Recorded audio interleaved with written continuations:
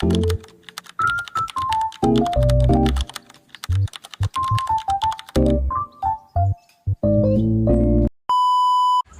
everyone! Another day, another mini vlog of a day in my life. So for today's video, mag-ekeneme-keneme lang tayo ng araw natin ngayon. So ayun na nga mga sister ko, pagtas ko maglakad-lakad, syempre nagpapahinga, tapos nagkakape. Nagkakape dapat gatas yun. So ayun lang, namiss ko lang naman mag-a day in my life kasi nga di ko na rin nagagawa at wala na rin ako masyadong napopost sa page ko. Medyo putol-putol nga lang din talaga ang pag-edit ko ng vlog kasi mga sis, ang hirap niya, hindi siya madali, okay? Baka sabihin nyo mag-post ako nung mag-post, pero girl, ang hirap mag-edit. So ayun na nga, maya-maya naligo na ako niyan. Tas yan, ang fresh na ni ate mo.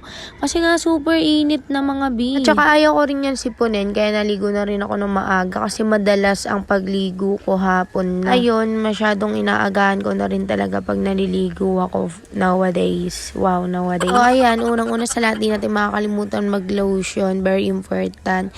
And sinunod ko na rin dyan yung pag-get ready with me with sunscreen of Brilliant. Actually, madalas ko na talagang ginagawa yung makeup routine ko. Si girl, sino ba naman gugustuhin maging madugyot, diba? Charis. Ayun, simple lang naman yung mga makeup na ginagawa ko araw-araw. Di naman siya yung sobrang OA mga sis ko. Madalas nilalagay ko lang talaga niyan sa mukha ko. Sunscreen, eyeliner, then yung mascara, tapos syempre yung lip gloss. Ayun, pagtapos ko mag-ayos ng mukha ko, inayos-ayos ko na rin yung kalat ko dyan sa cabinet. Nga pag minsan pag natutulog kami sa gabi, natatambakan rin talaga ng mga kung ano-anong gamit dyan sa cabinet. Kasi nga tinatamad na kami tumayo para itapon siya sa basurahan. O, diba? Grabe ang pagkakatamad. Yan, tapos ko lang naman yan mag-ayos-ayos sa mga kalat ko. Inayos ko na rin yung mga pagkain ko dyan na natatambak na sa cabinet.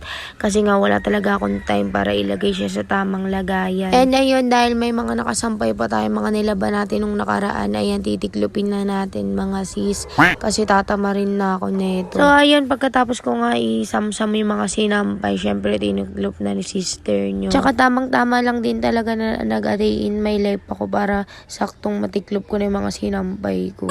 Siyempre, joke lang yun. Tiniklop ko na din talaga yan para hindi na siya mamaho. Kasi minsan may nagsisiga dito and ayun, nauusukan. Kaya ayun, babaho yung amoy ng damit niya. Hindi na mag-aamoy downy. Ayun, mga sis, pagtas ko magtiklop, siyempre ilalagay na natin siya sa tamang lagayan niya. Diba? Yan talaga ang true definition of buhay ng maganda. May tumungol na naman yung mga aso. Mga aso. Kaloka na talaga mga day. Wala na akong masabi dito sa vlog ko. Pero sige, pag for the vlog naman, for the go pa rin. So, mag-vlog, diba? Yan, panindigan mo. So, ayun, dahil napagod ng sister mo, syempre natulog muna tayo. At ayun, paggising nga natin, may mga bisita tayo. Bisita. So, ayun nga, pagkagising ko, gusto agad nila ako patikimin nung sting ba yun. First time ko pa lang siya maiinom. Alam mo, laki, no? Ayun nga, dahil nainita kami doon sa pesto namin, pupunta kami ngayon ng OL para magpalamig-palamig doon. Basta kung hindi nyo alam, basta bundok din siya, tas mahangin doon. Ayun nga, saktong-sakto na tiyempuhan namin na may nagtitinda ng fishball tas kikiam. Kaya ayan, bumili na rin kami. Kasi nakakagutom maglakad-lakad eh. Ewan ko ba dyan sa mga kasama ko, tawa ng tawa kahit wala namang nakakatawa. So ayun mga sis, bumili na rin kami niya ng jelly juice. Kasi kahapon pa kami nagkikrave dyan. 3 kami. O diba nakikikrave din sila. Ewan ko ba dito mga sis?